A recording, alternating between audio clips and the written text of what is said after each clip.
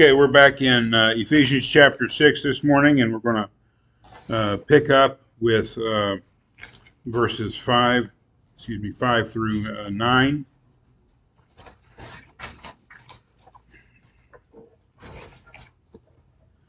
Ephesians 6, verses 5 through 9. Slaves, be obedient to those who are your masters according to the flesh, with fear and trembling, in the sincerity of your heart, as to Christ. Not by way of eye service, but as men pleasers, but as slaves of Christ, doing the will of God, even from the heart. With good will render service as to the Lord and not to man, knowing that whatever good thing each one does, this he will receive back from the Lord, whether slave or free. And masters do the same things to them, and give up threatening, knowing that both their master and yours is in heaven, and there is no partiality with him. Okay, what do we think about that?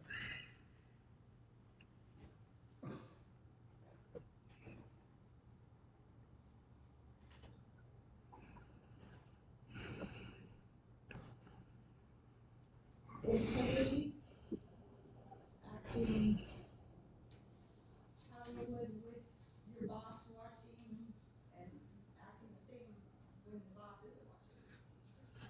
Be a good slave.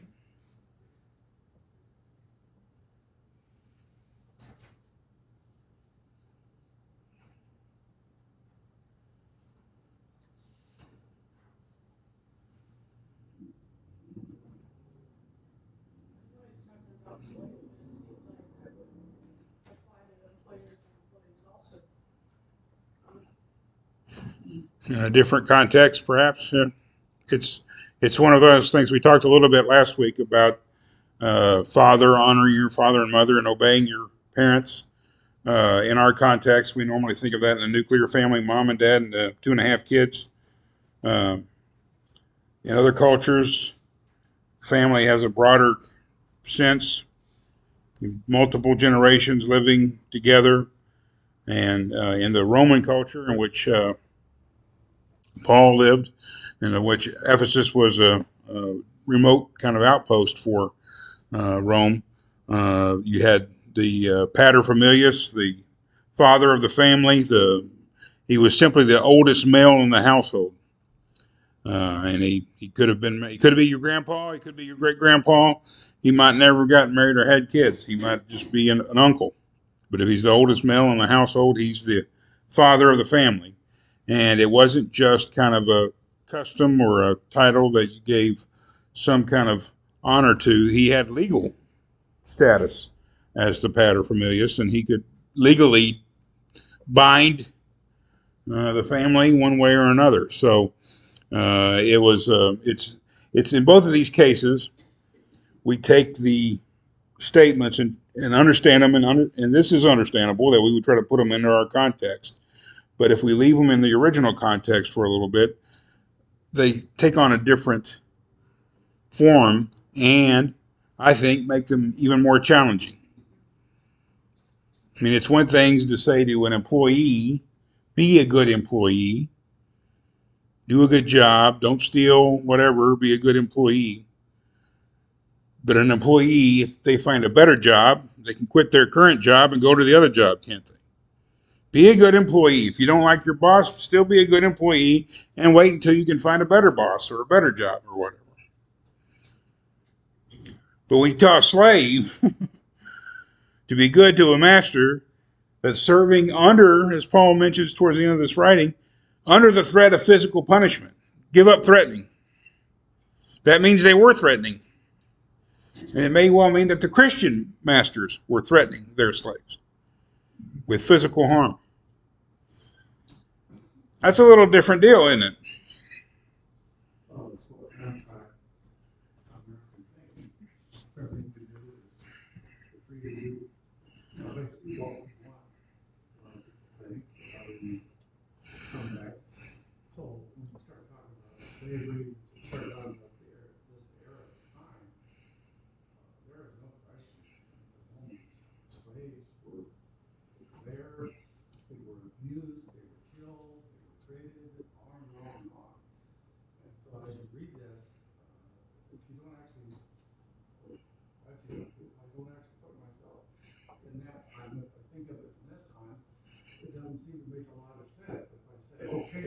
That was the norm, was to have slaves. Well, if we just think of it in our context only, it's important and it does kind of speak to us. But if we think of it in our context only, it's kind of a very mild commandment, a very tolerable commandment. Be a good worker. Sanitizes it a little bit. It takes a lot of. Then when the woke, emerging generations come out and say the Bible promotes slavery, and we say no, it doesn't, and they can say, "Have you read it?" I mean, we'll get, one of the prison letters is Philemon, and we'll look at that eventually, and we'll see that's a slave and a master. The issue is more focused. It is kind of exclusively about that. But when you put these commandments, not just in our context, but in Paul's context, and you say, why didn't Paul tell them not to have slaves? Why didn't Paul say Christians shouldn't have slaves? Why didn't God tell Israel, you shouldn't have slaves? Why did he tell them how to have slaves rather than just tell them don't have slaves? If your God is so great. Well, verse 9 to me kind of answers that question in many different ways.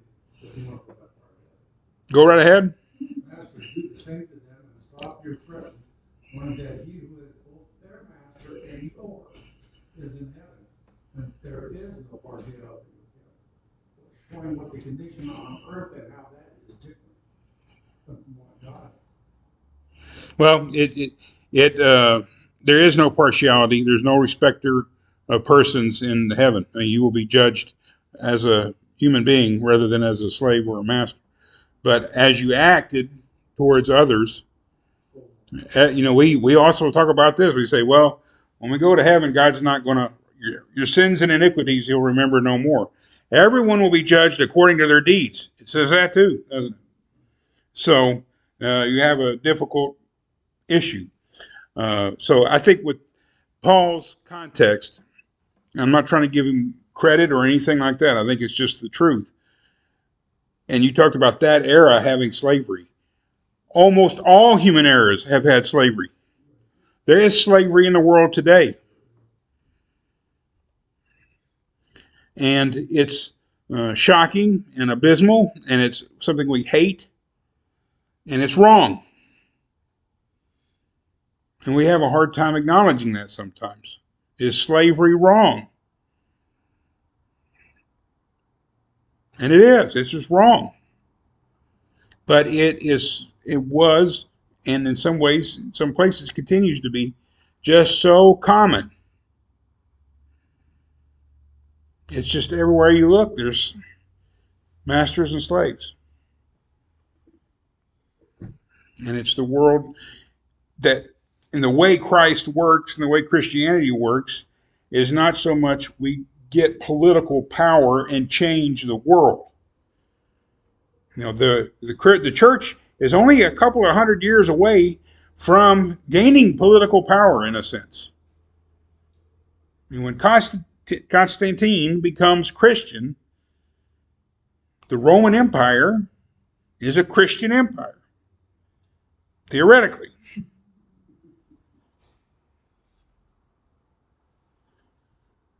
The church really doesn't do a very good job. Christianity doesn't do a really good job when it is in political power. It gets corrupted, and all of a sudden we tell slaves, take your slavery, endure it. We don't tell the masters, free your slaves. Not right away, anyway. Now, you can look at American history and the Civil War and all that stuff, and there's a lot of things people have said and thought about it. But the human condition has almost always involved slaves and masters. It's very rare when it did not exist. And what I think Paul is trying to do, which is the way of Christ, is to imagine a new reality where it doesn't, in a sense, really matter whether you're a slave or a master. There is no slave. There is no free.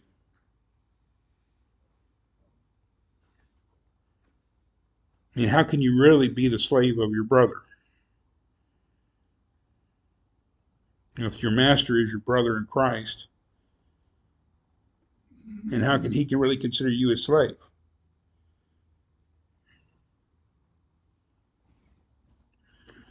That it's this peaceful way, really. Instead of violent revolution, instead of slave uprising, instead of protesting and burning everything down,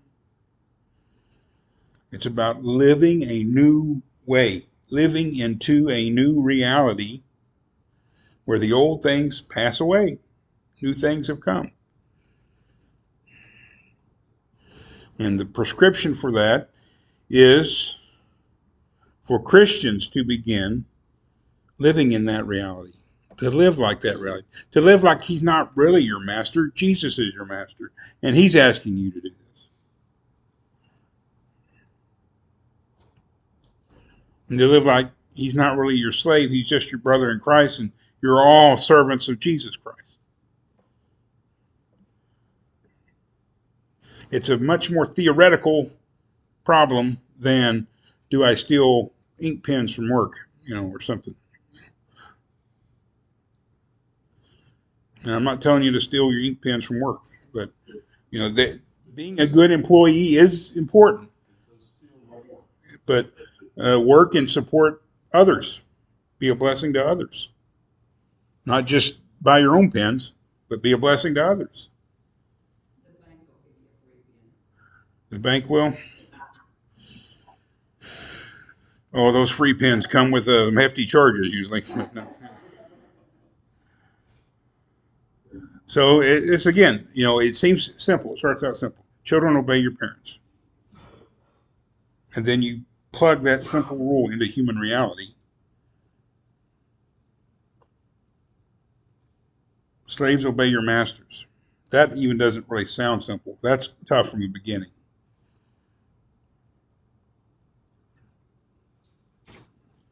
I'm trying to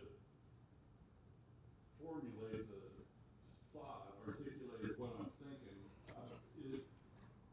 This is more of an individual thing. This is something each individual can do or should do, whereas getting rid of slavery or condemning slavery or something like that, that's more of it'd take a lot of individuals to do, but it, what I'm trying to go for is that each person is supposed to be more Christ-like.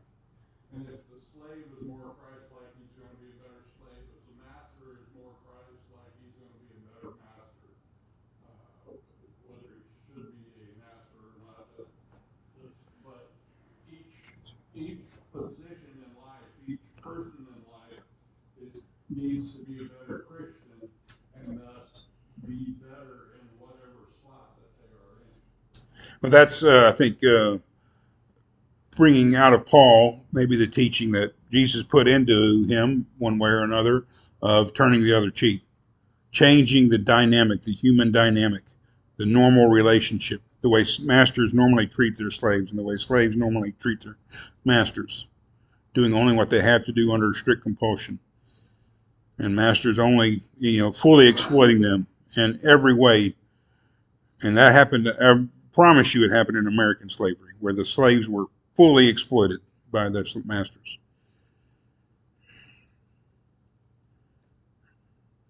So the thing about that type of relationship is there's really, really no way to get out of it very good. Sherry and I may have told you this. We visited a country on a cruise, so it's not like we delved deeply into the culture or anything, but we went into the city where where it was a former colony of a European power, and it is populated almost all by descendants of African slaves. There's almost no other. There's some blending of culture, blending of heritage, and all that, but not any pure indigenous culture there. That, to my knowledge, it's either descendant of African slave or it is somebody who has moved there to retire because it's cheap. And what you see very clearly, what I saw, I thought very clearly, was how evil slavery is, in the sense you can't get out of it. There is no good way to get out of it. And the way it was ended there is they just got them left. The Europeans got them left. But then you have all these descendants of displaced people. It's not their homeland. They can't go back to their homeland. And they can't really take care of themselves. They can't run a country. They could probably take care of themselves personally. Fine. They can't run a country. They're not educated enough. They don't know. I mean, a lot of it is very difficult, complicated on a national level, something like that. They're not educated for it. They're not trained for it. They have no concept of it. If you don't think slavery is evil, go see where they've tried to get rid of it and see how that worked. There is simply no good way to get out of it. The only good way is to quit doing it immediately and deal with the consequences, because there's going to be consequences. That's still not, it's bloody and messy and horrible. But it's just the way humans have always related to each other. People with power oppress weaker people. That is how humans have always done things. But if you serve voluntarily, if you think of yourself as serving voluntarily, you're not a slave anymore, in a sense. If he makes you go a mile and you go with him another mile, well, that second mile, he's not making you go, is he? Yes, sir. Is that, when this starts out in verse 5, in my Bible, it uses the term bond servants. And I don't know if it makes any difference, but like, to my thinking is the bond servant was somebody who, after a period of time, had said, I want to be with you, as far as with the master. And they, to me, I've always thought of a bond servant as somebody who not that they weren't obligated to that master, but they were somebody who had, like, I really don't want out of this because I have a relationship with my master. But yet, at the same time, once somebody had that pierced in their ear, and they had become bond servant, and they had acknowledged that they were property of this person, you can still be somebody who, like, hey, I've got it made now. I can do a minimum of what I can get by with. And I don't know if this the term of bond servant, it just kind of jumped out. Okay. Well, how they became slaves is probably, there's some variance. Some people become indebted and become slaves to get out of their debt. And maybe after a period of time. And under Jewish law, holding a Jewish male slave 6 years and then he goes free. Yeah. For whatever he owes you. But while he's your slave, you can give him a wife and he can have kids and everything. But when he goes free, he has to leave them behind. And if you take a female slave, female Hebrew slave, she doesn't go free, ever. There's no piercing of ear to say I'm going to stay. She's just staying. No, but the Bible isn't sexist at all. Have you read it? No. So these commandments, I think, I hope nobody in here wants there to be slavery. And certainly how they became slaves is different. And once they are Hebrew slaves, how they stayed, that could be different. Now that was for Hebrew slaves. If a Hebrew had non-Hebrew slaves, they were his in perpetuity. It's a different, unless he set them free, unless somebody else emancipated them or something like that. So with them, there wasn't any piercing of the ear or something like that. I don't know if they converted, that might have changed it. If they became Jews, Judea, they were circumcised, became Jews after the fact. But some of these complicated things I'm not absolutely sure of, but we see these issues and how complicated slavery really is. And then it's fine. We have to at some point take it simply into our context. But you think about working situations even now. There were a few years ago, they passed all of these laws making workplaces smoke free, right? You couldn't smoke in your workplace. And that includes bars and restaurants. What if you're a cocktail waitress at a bar? Well, you shouldn't be a cocktail waitress. What if you're that's the only job you can get, you really need it? But everybody wants to smoke. What if you work someplace in somebody's home and they want to smoke? My mom did that for a while. Worked for a small business, and I think one of the couple she works for, I think it was the wife that smoked. My mom hates cigarette smoke. Well, you can quit and go get a different job where they don't smoke. But what if they smoke at the other job? Does that mean you have no right to join a union? What happens if you work at a union job and the union says we're going on strike? Well, I've got to render service to my employer as to Jesus. Nobody goes on strike against Jesus.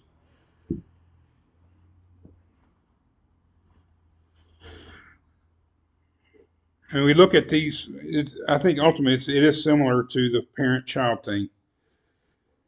You have these basic ideas, basic concepts, and the basic rule, and then ultimately you're serving Christ. If your master tells you, go kill your other slave, well, okay, I'm going to go kill him in the name of Jesus because my master told me to.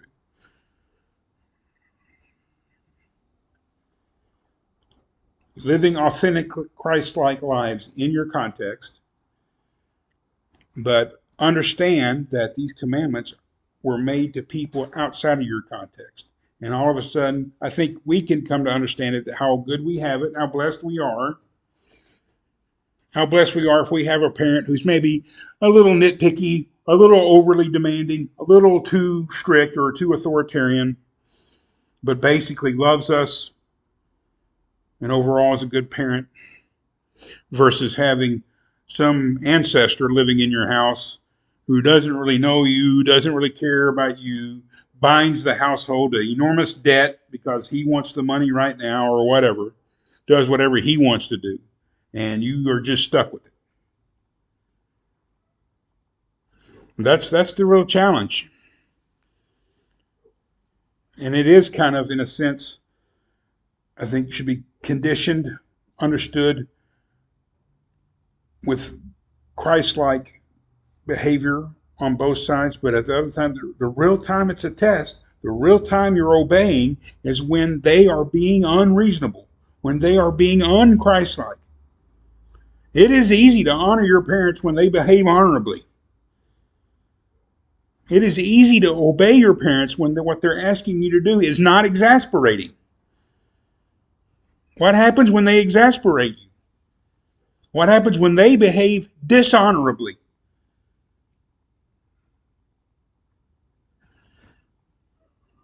And these are difficult questions, and this is why I think that we were never asked, or we never really were allowed, I think, when I was growing up, to ask these types of questions. But we had, again, most of us, I think, decent parents. At the very least, decent parents. And if you didn't have decent parents, these passages become very difficult.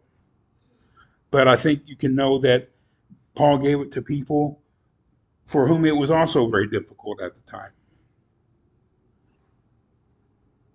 And ultimately model Christ in your relationship with all people. Paul's looking around at the lives of people that he sees. He sees married couples, so he talks about the church and marriage, how Jesus relates to the church and how husbands and wives relate to one another. How parents and children relate to one another. How slaves and masters, they're just around. Paul, I don't think is saying slavery is a wonderful thing. But he probably just can't even imagine a world in which there are no slaves and no masters. It is a totally foreign concept to him. It is something that just does not exist. Now, could Jesus imagine it? Certainly. But Paul was born and raised and dwelt and saw all of it. And that's all he looked. Everywhere he looked, somebody said there were slaves and masters everywhere he looked. And there's a lot of things we look around and we can't imagine a world in a different way because that's just how we've always seen it. So I think, again, it's not about answering these questions, coming to a final resolution of all these texts, but asking ourselves, okay, what does it say to me? How do I embody it? And compassionately remember that other people will have a different context and are trying to live out all of the commandments to the best of their ability in their context. And say their relationship with their parents may be different than mine, but their parents are different than mine, and they are different than me. So, step back. At the same time, if it's difficult, maybe they need to hear this a little bit more. It doesn't mean the other person is right. Submitting, do not resist an evil man. Well, that doesn't mean he's not evil anymore if you don't resist him, does it? If he slaps you on one cheek and you turn to him the other, it doesn't mean he was right to slap you the first time, does it?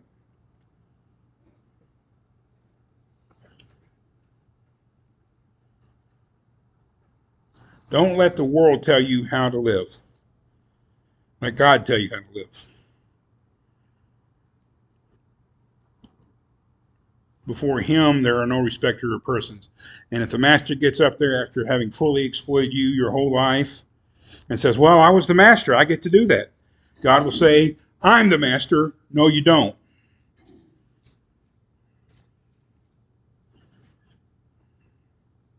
There's no partiality with him. You go to any court in America, how much money you got in your bank account is going to have some effect on the outcome, isn't it? It's going to have it's going to at least create the opportunity for you to get what you want if you've got a lot of money. Sometimes rich people get convicted of crimes. How many times does it get swept under the rug? Do they get an easy punishment? Is it all kind of, well, that's not that bad? And how many times do poor people go before a judge and get the book thrown at them?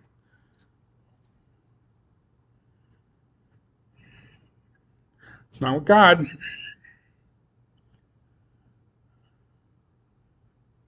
Okay.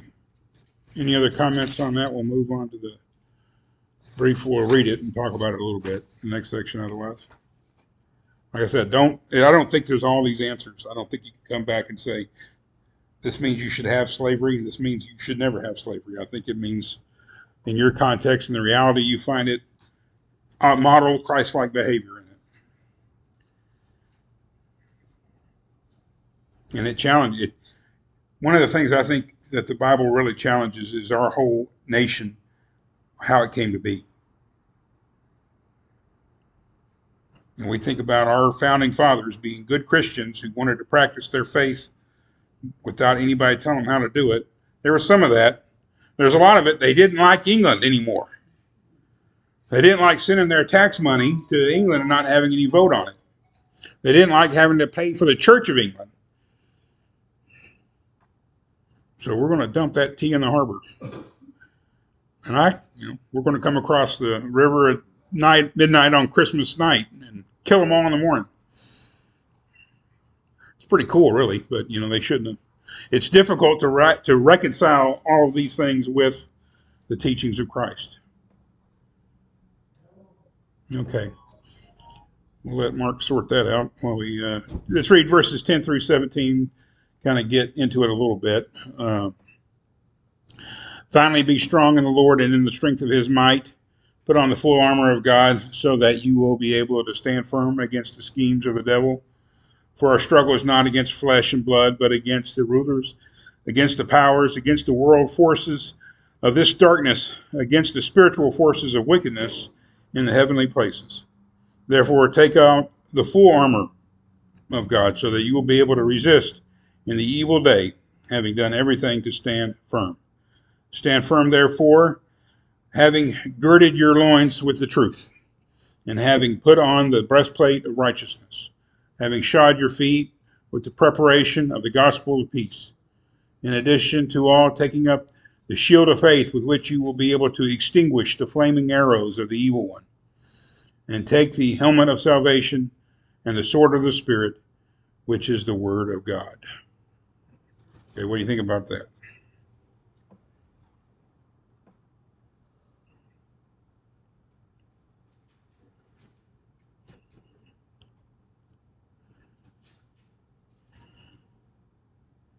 That's kind of what occurs to me. He makes a very clear distinction between evil,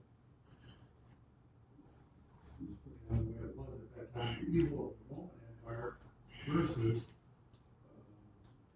putting on the armor of God and standing for God and standing for what is right. And so it kind of puts you between the rock and a hard place, I guess, in a way that if you're going to accept God, you accept Him and you do His will. If you're going to live under an authority like the Roman or any other authority today, even our own country, people that don't want to pay taxes because of this, and this, they're not necessarily the best thing. So it's kind of thing where you have to think through clearly that serving God is a completely different way of thinking and living. It's very different, and yet Paul draws on what is a very common sight in the Roman world. You probably were more likely to see a Roman soldier fully armed, fully ready for battle in Ephesus than you would have in Rome. Because the politicians in Rome don't want the army sitting around in town. They're supposed to stay out. You don't want soldiers with nothing to do around politicians. Politicians get killed that way very quickly. Wouldn't that be just horrible if all the politicians got killed? We don't want that to happen. I said we don't want that to happen.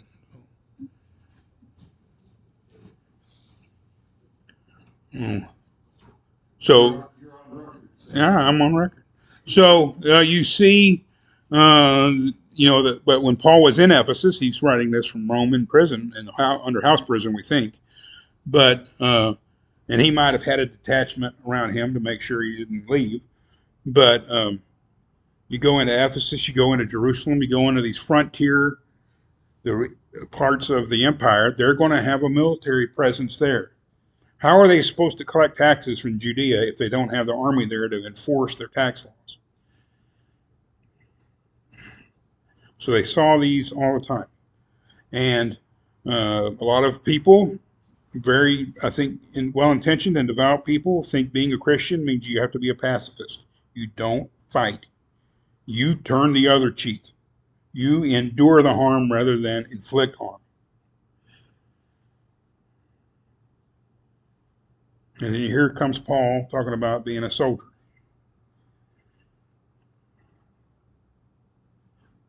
And you can say, yeah, but he's talking about a different fighter, but he's drawing on that imagery. And that's difficult for a lot of people today.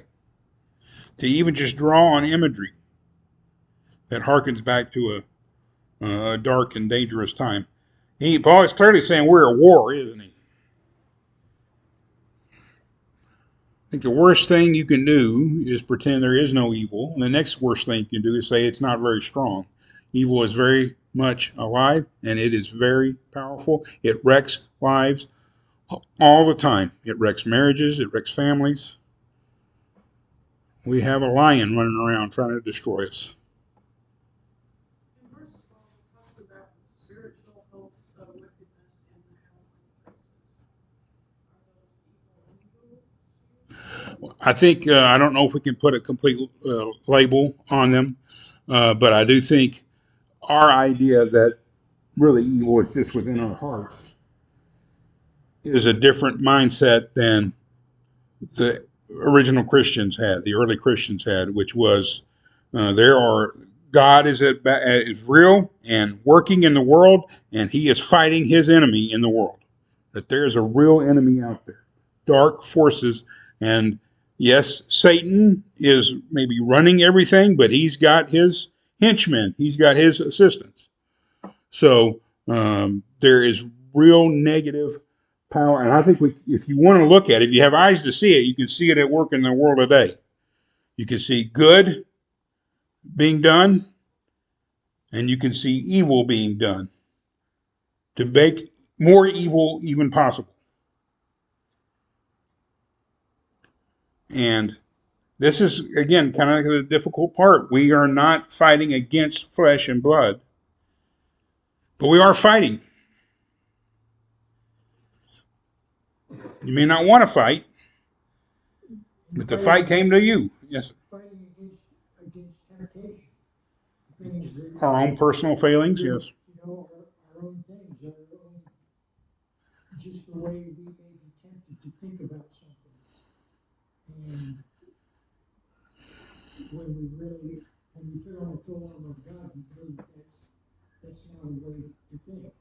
But there are, I don't know, I think of it as there are, you know, the whole thing about the devil made me do it or whatever, but you know, there are forces that would like to invade our mind to make us look at things in a sour way, rather than in maybe a way that it would be more wholesome to look at. We like to, and especially our critics, when I had a friend text me this morning about a youth minister who evidently in another part of the country did something he shouldn't have done. I didn't read the whole story. I don't know what. It's our opponents will take that and say, "See, you're a bunch of hypocrites," or he's going to say the devil made him do it, and it was really just him being weak, and that's why he's in religion anyway, because he's weak. And maybe that may all be true, but all humans are weak. That's I think, our response. And the people who don't think they're weak are some of the weakest people there are. The wisdom is to acknowledge your weakness. Now, maybe greater wisdom for this person would have been, maybe I don't need to work with kids. That might have been his, I have a weakness. I don't need to be alone with them. I don't need to be in authority over them. I don't need to work with them. That might have been a good call for him. But again, I don't know the whole story, so I'm not going to get too much into the details. But there is evil in the world. And it's not just the wrong fruit to eat. It's the snake trying to get you to eat it too. And there's really nothing evil about snakes. I don't like them, but they're not evil. They're just animals. But that's the nature of evil, I think, from the very beginning, is that there's things we're not supposed to do, and then there are those trying to get us to do it. There are things that try to get us to do it. Yes, sir. And to follow up on that, it says, so that you may be able to stand your ground. And after you've done everything, stand. And then stand firm. Don't give up. It's not going to be easy, but you have to stand. Sin is crouching at your door, but you must master it. But we don't master it, do we? No. So there's this call to strength, and yet knowing that God's strength is perfected in human weakness, and that we're not going to withstand this because we're so tough. He's not telling you go to the gym and lift weights so you can stand firm. Put on the armor of God so you can stand firm. So God is the source of strength that gets us through all these temptations, and our inability at times to trust in that strength is what leads us astray. So we'll get into the specific elements, the specific aspects of armor. I know you've all heard a litany of lessons and sermons, all that, so I'm not going to try to really blow your mind or show you anything you haven't heard before. But we'll talk about that starting next week and maybe even finish up the whole chapter next week and start moving towards into the book of Philippians. So, okay. Thank you for your attention and comments. And Mr. Cole, Mr. King Cole, will you lead us in a closing prayer, please, sir?